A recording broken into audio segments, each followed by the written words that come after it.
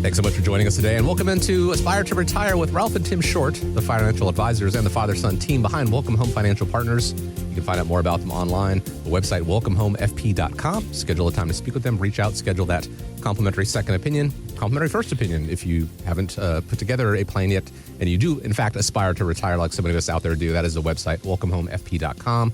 The phone number, 804-635-3550. With multiple locations here in the Richmond area. The number's the same. It'll get you where you need to go, 804-635-3550. My name is Chris Swan, and I'm pleased to be joined, as I am every show, with the father-son team. Ralph and Tim, glad to be with you once again. How are you today? Doing pretty good. How about you?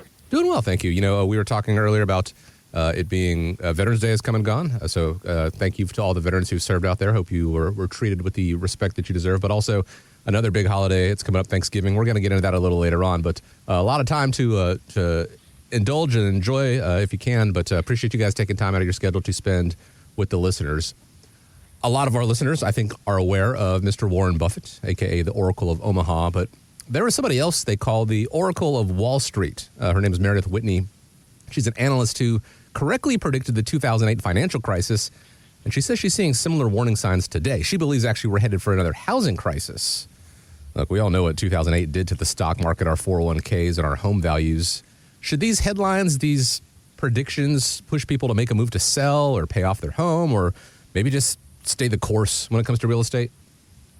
Well, I think the biggest takeaway I get out of that is people need to take action, right? So whether it's, selling your home, paying off your home, staying the course, whatever, we need to take some sort of action. And there's so many different headlines out there today, stock market, housing prices, all of these things. And it just kind of puts things into perspective that tomorrow is never going to be the same as today. Right. So we've got to make sure, that we're preparing properly. And we get this all the time of, should I pay off my house once I enter retirement? Well, the issue being is that at that point in time, you have now eliminated, for lack of a better term, some of our assets, and now we've got no mortgage, but what we still have? We still have home insurance, and we still have taxes. So, if you're paying $2,500 a month for your mortgage, it's not that $2,500 is now gone. It just means that a portion of it will be gone. So, it just depends on your overall plan, but I don't see the sense in paying off your house, taking $100 or $200, $300, $500,000 out of your 401k and pay off your home, because there's going to be issues with that, because you're not going to take a brick off the front of your house and take that down the street to Kroger and, buy your groceries, right? So I think it's important to, whether it's paying off the house or not, is you really got to figure out how that incorporates in your plan. Most of us don't want a mortgage. I think we could all probably say that, right? Right. And so, but on the same side, is it important to you to pay off the house, or do we not have the cash flow? I mean, there's a lot of things that are incorporated with that. So you'll hear a lot of talking heads, for lack of a better term, of saying, hey, we got to have no debt. Well, is debt the issue or not having a cash flow the issue? And, if you take a look at your plan, if you've got a pension, if you've got Social Security, if you've got a lot of income streams coming in, is there really an issue with having that mortgage? But also, too, as we get to the point of, hey, I want to downsize my house. Okay, great. Well, at this point in time, there's so many homes that are overinflated, I believe, that their prices are a little too high, and you might not have the same square footage, but you're still going to have the same payments. So does that make a whole lot of sense, right? And one thing I would say, Chris, I just want you to know that we're not in the real estate business or advising people whether to buy and sell real estate. Right. But I think the biggest thing that I want people to take away from this little comment that she made was the fact that, the real estate really affects in the housing about 1/5 of the economy. And what does that mean is that if, every time that you can't sell your property, that means that a lot of people won't buy new furniture, they won't redo their houses, and appliances, things like that. And that's really what affects Main Street. And that's who we work with, is people on Main Street. And that's how the housing market's going to affect everybody. And because you can't really have a booming economy that affects the stock market if, 1/5 of the economy is kind of stuck or maybe going down. We just don't know what's going to happen with that. But I think there's a big difference between 2008 and what we are having now that's probably a little bit different, because in 2008, I know you probably can't remember that, Chris, because you were just coming out of, grade school. But anyway, I think it's not so much the subprime that caused the problem back then that we have. It's more or less the affordability. Have you been out in the real world and look on Main Street and what the cost of houses are these days? I mean, it's really, for what we're purchasing cars for is what we used to buy houses for. So that's the biggest thing that we're having issues with. Everybody talks about the interest rate environment and stuff we are living in. It's not too far off from basically where the average has been over the last 35 or 40 years. It's just that people got so used to being 2.5%, 2.5%. Now all of a sudden we're back up to being normal. That's not the real issue. The real issue now is that house that used to cost us $100,000 is now worth $400,000, maybe $500,000.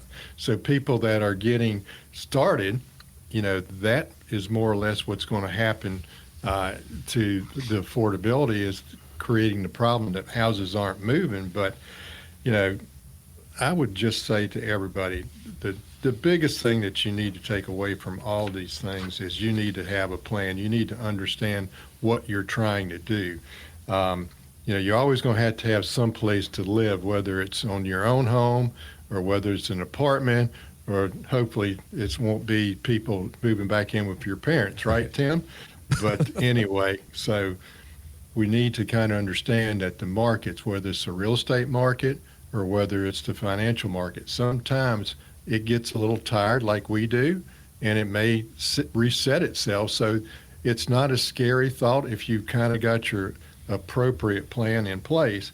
And a lot of things I tell people is this: it's times like these that it's not about timing the market, whether you're in real estate or whether you're in the financial markets. It's about understanding. If you understand a little bit about what's going on, then you can make some judgments about what you need to do. And like Tim said, not everybody should have a mortgage, but not everybody should be debt free, because it's all according to what their plans are. We did get spoiled with that dip in the interest rates, right? I mean, I've got a client that has a 10-year mortgage of 1.9%. Like, that's unheard of. Wow. So we all want to be there, but you have to think of it realistically is, if those rates are that low, nobody's making any type of money, right? These companies, the government, whatever, they're not making any money. So we can't live in that world for forever. I mean, it was nice while it lasted, and if you were fortunate enough to refinance or buy at that point in time, you probably won't be refinancing anytime soon, right? So, but once again is, everybody wants to not have a mortgage payment, but does it really make sense for your plan? Is it more important to maybe start spending down on the mortgage, but not necessarily taking out a lump sum? So once again, everybody's going to be in a different position, different financial needs, and that's why we take a look at the retirement roadmap. Being able to take a tactical approach, taking a step back and looking at the big picture. If you were fortunate enough to have a 1.9% mortgage, interest rate, or, even if it's like in the 4 or 5s, and there was a way where you could utilize that money better. Now, obviously, the markets being what they are, volatile, beyond our control, but if you could make that money work harder for you, it makes a lot of sense to at least entertain the possibility of keeping that mortgage and letting that money grow, because that potential there, as you mentioned, is not something that should be understated. We are not a real estate show by any means, but there are a lot of parallels between the housing market and the stock market, because people always feel like they should be doing something. We talked about it at the beginning. Should I pay off my home? Should I stay the course? Should I move? Should I sell? What do I need to do? Same sort of thing with the market. Should I buy? Should I sell? Should I stay put? Take a step back, figure out what it is you're actually trying to accomplish, and make tactical decisions and not knee-jerk decisions, because I think we're all aware the ramifications of making those knee-jerk decisions can sometimes be counterintuitive and quite costly versus what we were trying to achieve. So it all comes back to having a plan, whether that is your first opinion, that company retirement roadmap, or the second opinion. Just take a look at your plan as it stands. And that is where Ralph and Tim Short, the team at Welcome Home Financial Partners, is here for you to answer your questions, to take that tactical approach, take a step back, and really put things in perspective. As fiduciaries, Ralph and Tim acting in the client's best interest. They will give you the information you need to hear, educate you, and then let you make the decision at the end of the day. But it all starts with reaching out and setting up a time to speak with them. 804-635-3550, or the website, welcomehomefp.com. So Gen Z, those born between 1997 and 2012, turns out they're not making a great impression on the boss. A recent survey found that 60% of employers have fired Gen Z workers, and they may not hire any more of them. The reasoning, well, for starters, lack of motivation, they're not organized, poor communication skills. There are some other things in there, but we'll leave it at that. If you're a financial advisor, whether they're Gen Z or Gen X or whatever generation, if they were showing these same qualities, would it be time to shop for a new one or at least, get a second opinion? Oh, I believe so. And, two of the biggest things, in my opinion, is lack of communication, right? Most people find the value of a financial advisor of having feedback, having input, having not necessarily constant communication, but more frequent communication. If you walked into somebody's office and they took your $1 million and plucked it into the market and it's been 2 years and, things have been going well for you, but you're not getting anything from them, right? They're not saying, hey, this is what we see, this is what we're thinking, how are things, how's the family? It's more of a partnership when it comes down to it. And if you're not getting that frequency of communication, I think it'd probably be time, because think of it this way is, if you had 2 really good years and you didn't hear of anybody and next year is going to be a bad year, are you going to hear from them, right? So that's what we talk about a lot is, when things are going well, it's a very easy, simple conversation to have, but you probably want to hear from us when things aren't going well, right? What are we thinking? What are we going to do? Are we going to stay the course? Like those types of things. Another thing that I feel like is out in the financial industry is some advisors forget that they work for the clients. So they're going to say, this is what we're going to do. Well, I might not want to be that aggressive, or I don't want to be that conservative. Well, this is what we see. This is what we're going to do. Well, at the end of the day, like I tell anybody that walks in our doors, it's your money, right? Mm-hmm. It's not my money. So we'll give you the best feedback and advice we can give you, but at the same side is you have the right to say yes or no, or let's make some changes. So, once again, is if you feel like you're just a number, if you're just a transaction, absolutely. I believe it's an important time to shop. I mean, nowadays, especially, we've talked about robo-advisors in the past. A lot of people are relying on AI and a lot of people are relying on robo-advisors. Well, you're only going to get what you put into it, right? So if you don't know the question to ask, you're not going to get the answer you're looking for, right? But that's kind of where we're at in this world. And I think Gen Z, a lot of that error, for lack of a better term, is, relying on technology and whatever, and they kind of lost touch with personal contact and amongst other things, but we won't pick on them too much. Once again, I think if you're not getting the feedback that you're looking for, if you feel like you're not getting the value and you're paying fees, and fees are one of those things that people touch on quite a bit. And, let's face it, if you're in a 401k, the fees are probably somewhat minimal to a point because you're not paying anybody to actually handle the account for you, right? You're just picking and choosing funds, and it's going to be based off performance and so on and so forth. There are some hidden fees that people normally aren't aware of, but it's important to find the value in that fee. Going back to the fee, or to the communication, if you're not getting any communication, what are you paying the fee for, right? So the fee is primarily for the communication, the feedback, planning, doing these different strategies that you're not necessarily aware of.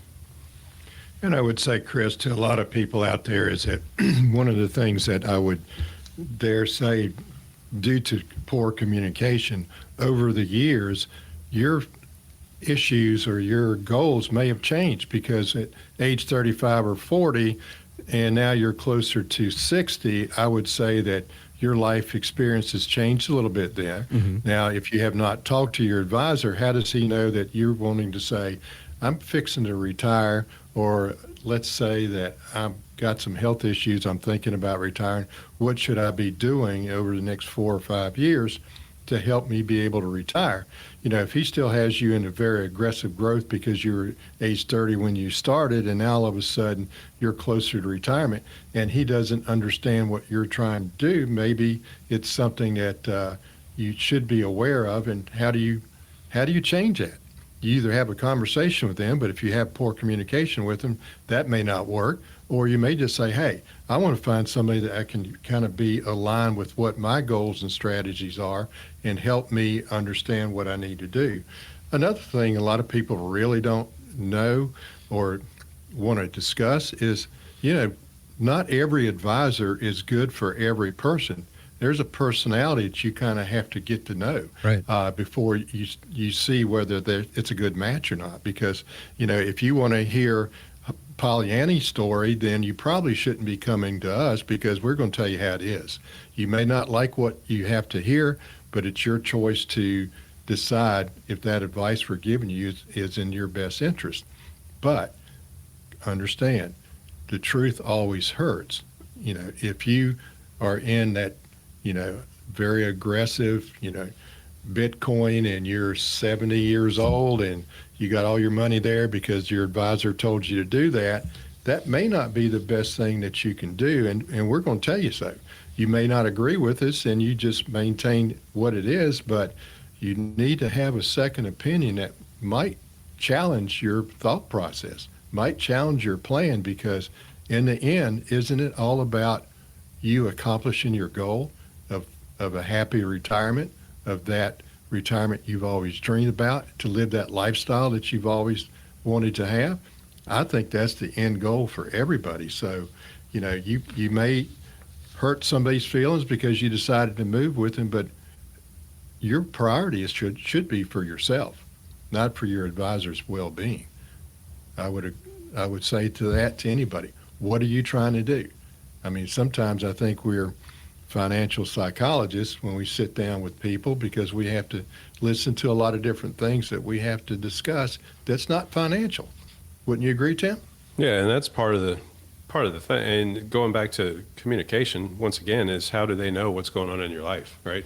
We can help you in a lot of ways, but I say this a lot to folks is, you've got duties to us, and they kind of look at us like, what? What do you mean? What do I owe you? And it's like, you have to keep us in touch with your life, right? I don't live with you, so I don't know when things change. I don't know if somebody passes away. I don't know when divorces happen, yada, yada, yada. We want to make sure that we're still in touch with you, because, if we meet on a quarterly basis or semi-annual or annual, whatever it is, there's a lot of days in between. How are we to know, what's going on in your life? That communication is critical. And think back to, this past April, when all the tariff talk put the markets in a bit of a stir. It was brief, obviously, but, were you nervous? Did you try to reach out to your financial professional as it stands right now? Were they easy to get in touch with? Were they maybe proactive in reaching out to you?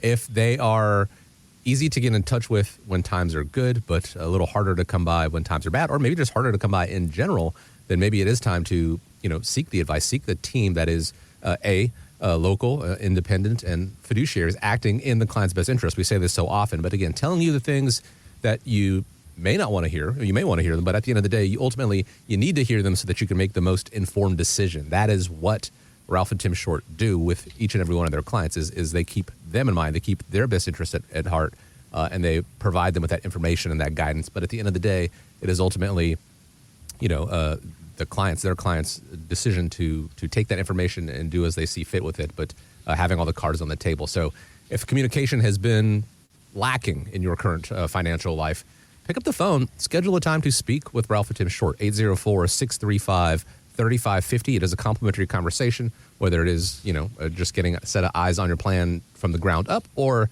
a second set of eyes, building that retirement roadmap, modifying your current plan as it stands. That is the number, 804-635-3550, or online at welcomehomefp.com.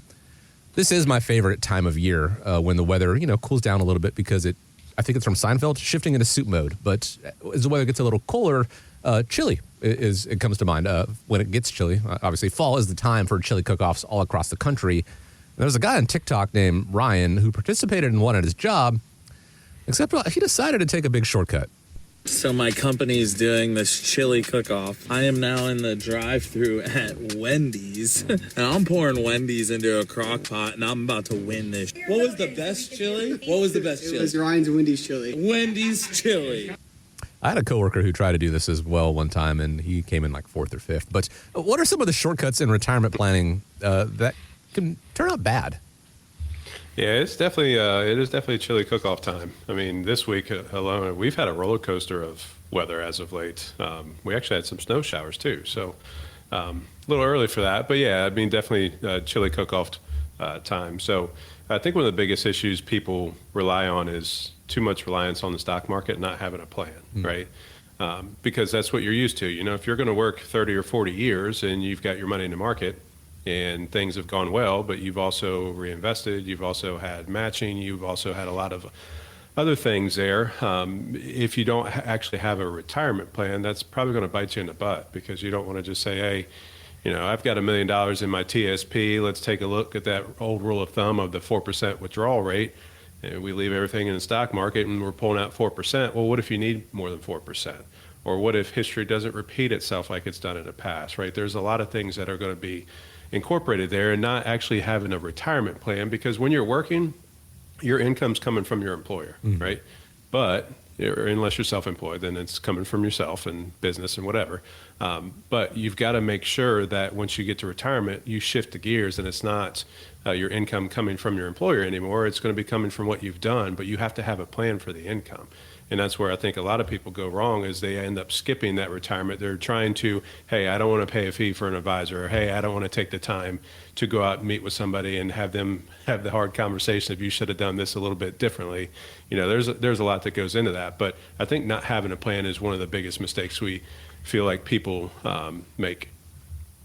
I would say, Chris, I am surprised that it's taken you about 4 or 5 weeks now to start talking about food again, because there for a while I was going to give it a break. show we had. Yeah. But anyway, I would say a lot of things that we see, that when people are changing jobs, because we just got through talking about Gen Z, because they change jobs more than they probably change their underwear, I think, some days. But, cashing out your retirement programs, when you leave a job, they say, oh, I need to take this money out.